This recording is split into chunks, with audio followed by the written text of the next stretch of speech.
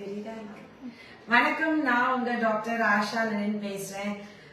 நீங்க பாக்குற இந்த 2 கோடு இருக்குல்ல, எனக்கு இருக்கிற நம்பிக்கை இந்த கை கோடு பிடிச்சிருக்கு, இந்த கை உள்ளவங்களுக்கு இல்ல, கிள்ளிடலாம் நல்லா.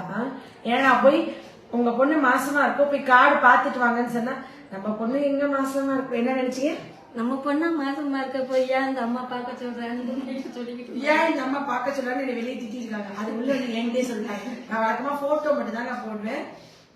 இவங்க வந்துட்டு வெளியே போயிட்டு நம்ம மாசமா இருக்கிற மாதிரி அறிகுறி எதுவுமே இல்லை, இவங்களுக்கு என்ன உள்ள இருந்து டக் டக் யார் அது குழந்தை வயிற்றுக்குள்ள வந்துட்டே நான் மாசமா இருக்கேன் அப்படி சொல்லி வரும் போல.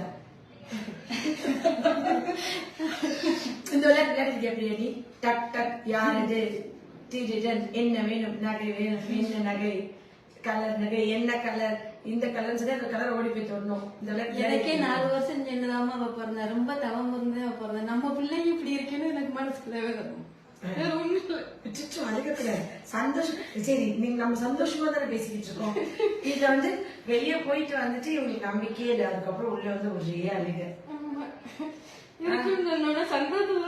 சந்தோஷத்துல ஏன்னா நிறைய ஆஸ்பத்திரி போயிட்டு வந்துட்டாங்க. என்கிட்ட 2 மாசம் தான் ஆச்சு. 2.5 வருஷம் கல்யாணம் ஆகி 2.5 வருஷத்துல இருந்து வைத்தியம் பண்ணிக்கிட்டே இருக்கேன். 2.5 வருஷமா வைத்தியம் பாக்குறாங்க. நிறைய ஆஸ்பத்திரி போயிட்டீங்களா? லாஸ்ட் ஹாஸ்பிட்டல்ல வந்து சிஸ்டருக்கு ஆபரேஷன் பண்ணணும்னு சொன்னாங்க. அப்பதான் குழந்தை தங்குனாங்க, இவ மாட்டோம்னு சொல்லிட்டா. அதுக்கப்புறம் உங்கள்ட்ட ஏற்கனவே வந்துட்டு எங்க நேரமே நம்ம தெரியல கூட்டிட்டு போயிட்டு கூட்டமா இருக்கணும். இதேதான் பல பேர் வந்துட்டு கூட்டமா இருக்குன்னு கூட்டிட்டு போயிருக்காங்க. எவ்வளவு நாள் முன்னாடி? ஒரு 6-7 மாசம் வந்திருந்தா என்னத்துக்கு வைத்தியம் குழந்தைய இருக்கும், வளகாப்பா முடிச்சிருப்போம். ஆனா பாருங்க, அந்த விதி வந்து மதியக்கு எடுத்து கூட்டு போயிடுச்சு. திருப்பியும் 7 மாசம் கழிச்சு வந்திருக்காங்க. இவங்க இது என்ன சொல்லலாம் கூட பரவாயில்ல.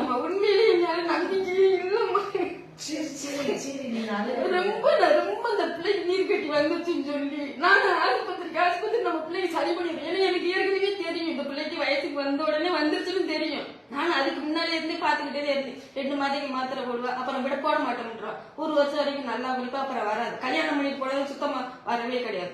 கல்யாணம் பண்ணி போய் வரலன்னா மாமியார் பெரிய கம்ப்ளைண்ட் சொல்லிடுவாங்க. அவங்க அந்த கம்ப்ளைண்ட் அவங்க பண்ணதே கிடையாது. ஏன்னா அவங்களுக்கு எப்பவா இருந்தாலும் கொடுக்கும்னு ஒரு நம்பிக்கையில அவங்க இருந்துட்டா. எனக்கு நம்ம பிள்ளைக்கு வேணும், நம்ம எங்க வீட்டுக்கார ஈப்பில வேலை பாக்குறாரு, அதுக்குள்ள அவங்க ரிட்டர்ன் பண்றதுக்குள்ள நம்ம இந்த பிள்ளைக்கு குழந்தை இருக்கணும் அப்படின்னு எனக்கு ஒரு தாத்தா மேல உதைக்கணும், தாத்தா அடிச்சுக்கணும்.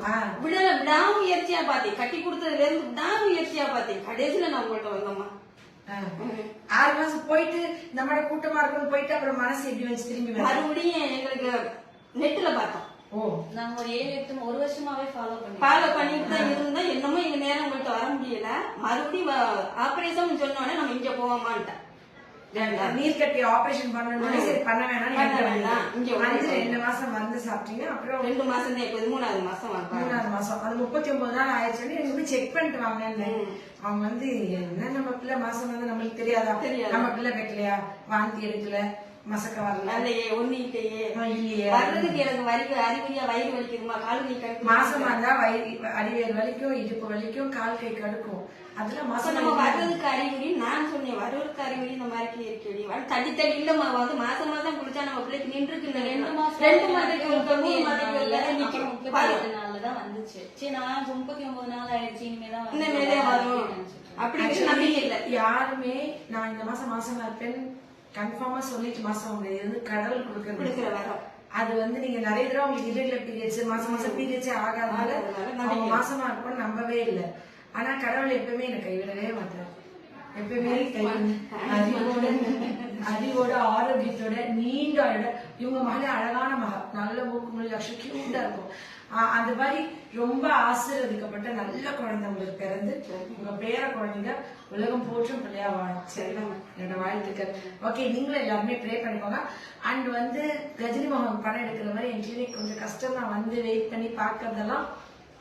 பட் இருந்தாலும் நம்பிக்கையா சாப்பிடும் போது கடவுள்கிட்ட நான் வந்து அதை வரமா வாங்கி அதை உங்களுக்கு தவமா இருந்து கொடுத்துருவேன். ஓகே, நன்றி. தான் பத்திரமா வச்சுக்கோங்க, நீங்க சாப்பிடுங்க. Okay, love you all. நன்றி.